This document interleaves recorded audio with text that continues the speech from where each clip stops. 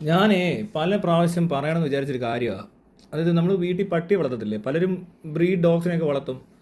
അല്ലെങ്കിലും നാടൻ പട്ടിയാണെങ്കിലും ഏത് പട്ടിയാണെങ്കിലും ഈ പട്ടിക്ക് എല്ല് കൊടുക്കരുത്. ഈ ചെറിയ എല്ല് കടിച്ച് കടിച്ച് ഈ പട്ടി തിന്നും.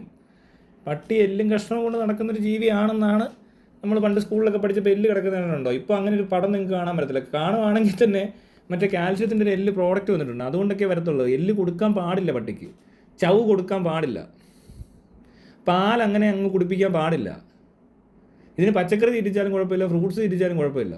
അതും പിന്നെ ഈ മറ്റേ നോക്കി കണ്ടൊക്കെ ചെയ്യണം. ഈ നാരങ്ങ ഒന്നും പിഴിഞ്ഞ് ഒഴിച്ച് കൊടുക്കരുത്, പിന്നെ മുന്തിരി കൊടുക്കരുത്, മധുരം കൊടുക്കരുത്. ഇവിടുത്തെ ആളുകൾക്ക് ഇതൊന്നും അറിയത്തില്ലെന്ന്. ഐസ്ക്രീം തീറ്റിക്കുന്നു, ചോക്ലേറ്റ് കൊടുക്കുന്നു, എല്ല് തീറ്റിക്കുന്നു.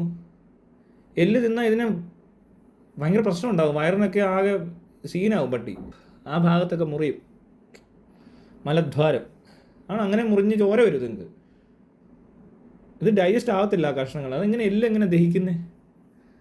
അത് തൂറുമ്പോൾ അതിനകത്ത് ഒരഞ്ഞ് കീറി. അപ്പോൾ അതൊരു കാര്യം. പിന്നെ മധുരം കൊടുക്കരുത് എന്നുള്ളത്, മധുരമുള്ള ഒരു സാധനം കൊടുക്കരുത്, അതും അറിയത്തില്ല.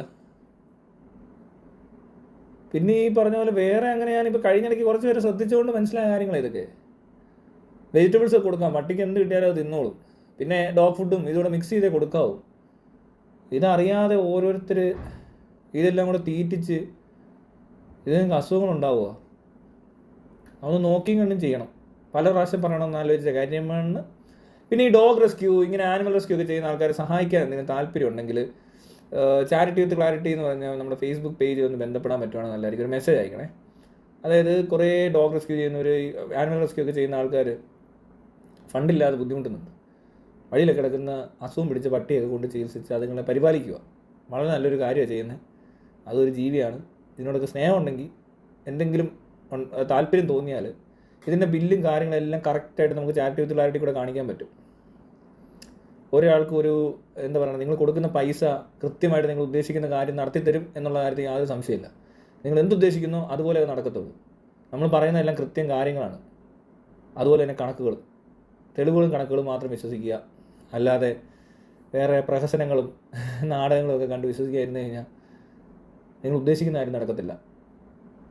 അതുകൊണ്ട് ഇങ്ങനെ മൃഗങ്ങളെയൊക്കെ സഹായിക്കുന്നവരെ സപ്പോർട്ട് ചെയ്യാനായിട്ട്, അല്ലെങ്കിൽ അങ്ങനെയുള്ള പ്രവർത്തകരെ ഫിനാൻഷ്യലി സപ്പോർട്ട് ആവശ്യമുണ്ട്.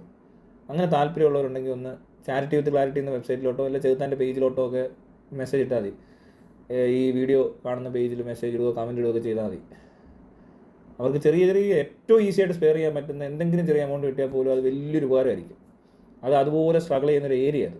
പിന്നെ ഇതിനകത്ത് ഞാനിപ്പോൾ ആലോചിച്ചിട്ട് ഇവിടുത്തെ ഈ സ്ട്രേ ഡോഗ്സ് എന്ന് പറയുന്ന ഈ എന്താ പറയുക, നാടൻ ഇനം പട്ടികൾക്ക് വന്ധീകരണം എന്ന് പറയുന്നത് ഈ രീതിക്ക് നടത്തിയാൽ പോരായിരുന്നു. ഇപ്പോൾ പലയിടത്തും ഒരുപാട് കൊച്ചുങ്ങൾ ജനിക്കുന്നു, മരിക്കുന്നു, വഴി കിടക്കുന്നു, വണ്ടി കയറുന്നു. ഭയങ്കര ദുരിതമാണ്.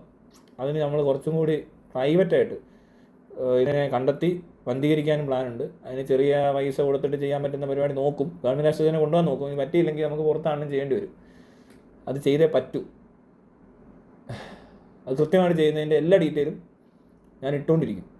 ചാരിറ്റി വിത്ത് ക്ലാരിറ്റിയുടെ ഫേസ്ബുക്ക് പേജ് നിങ്ങൾ ഫോളോ ചെയ്തിട്ടില്ലേ, ഫോളോ ചെയ്യണം. അതുപോലെ തന്നെ അതിനകത്ത് മെസ്സേജ് അയക്കണം. നിങ്ങൾ ഈ വീഡിയോ കണ്ടിട്ടുണ്ടെങ്കിൽ നിങ്ങൾക്ക് എന്തെങ്കിലും താല്പര്യം, ആൾക്കാരെ സഹായിക്കുന്ന പരിപാടി ഉണ്ട്, അതാണ് അതിൻ്റെ മെയിൻ.